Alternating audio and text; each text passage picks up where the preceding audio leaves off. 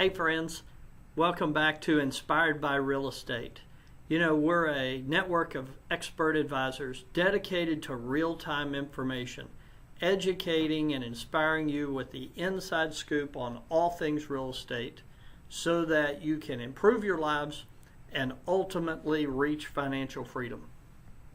You know, whether you're buying your first house or your fifth house, the home buying process can create many emotions and feelings. One of the best ways to ensure the process is not overwhelming for a buyer is to be well educated and properly prepared for the process. You know, there's no dumb questions, and I'm sure we've heard them all, but if you have a question, you need to ask. So, we've been looking for our dream house. We finally found it. We're ready for the next step. What do we do now? So I put together some questions that people ask when they get ready to make an offer on a house. And usually the first question they ask is, how much should I offer the sellers? When buying a home, you're the only person who can determine how much you should offer a seller. Certainly it's suggested you ask for realtor's advice and thoughts, but ultimately you're the only person who can determine how much you should offer.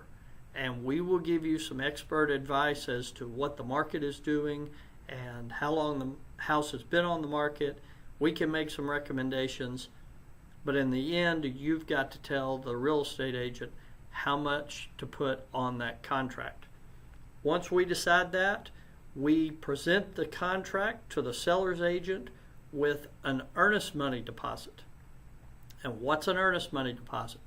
An earnest money deposit is frequently referred to as a good faith deposit. When a buyer purchases a home, they provide the seller's real estate company a deposit to hold in their escrow account. The primary purpose of this deposit is to show a seller you're serious about buying their house. The amount that is deposited is subtracted from the final figure that the buyer pays at the closing table. In most cases, the larger the deposit, the stronger the purchase offer looks to the seller. Typically, we look at $500 to $1,000 when you're buying a house below $300,000 or $500,000. When you get up to $1 million and above, they're going to want to see a more substantial earnest money deposit. In a super competitive environment with a fabulous house, we may want to be talking about a different figure. But in the long run, if you offer $300,000 and you give them $1,000 earnest money, when you come to the closing table, technically you'll owe $299,000. Does that make sense? Hope so. How long does the seller have to respond to my offer?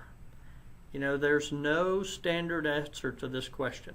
Typically, the seller has 12 to 24 hours, but sometimes it can take 3 or 4 days depending on the seller's situation. Your realtor should have an idea based on talking to the seller's realtor, and if you're looking to purchase a home that's newly listed and the possibility of multiple offers where several buyers are trying to buy that house, they may make their decision quickly. However, if the seller's located out of town or it's the holidays, it may take a couple of days to get their offer reviewed and get you an answer back. So what if my offer is rejected? When a purchase offer is submitted to the seller, there are generally a couple of possible responses.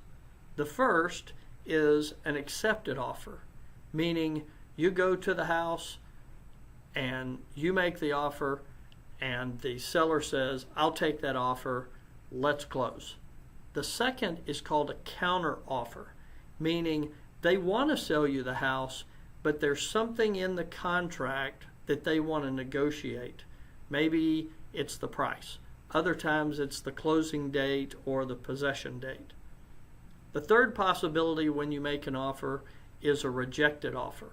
If your offer is rejected, meaning the seller says no and doesn't counter with some other possibility, you have the right to either place another offer or they may have received an offer from somebody else and they take it off the market. It's not very common that an offer is rejected or not responded to unless a seller is offended by a super lowball offer. So the other question that we get a lot is, do I have an option to have any inspections done? You know, when buying a home, you have the option to perform several types of inspections, and typically those are written into the contract. The purchase offer you write can be contingent upon a satisfactory home inspection, a pest inspection. If there's a chimney and you want to do a chimney inspection, you can do radon tests. There's several other inspections. In most cases, it's recommended that when you buy a home, at a bare minimum, you have a home inspection. There are home inspection findings that are more common than others. However, no two homes are the same, so it's a great idea to get a home inspected. Our team of expert advisors can help you with any inspections or any questions that you have. We'll also get an appraisal, and we'll look at what the value of the house is versus the contract. I hope that helps.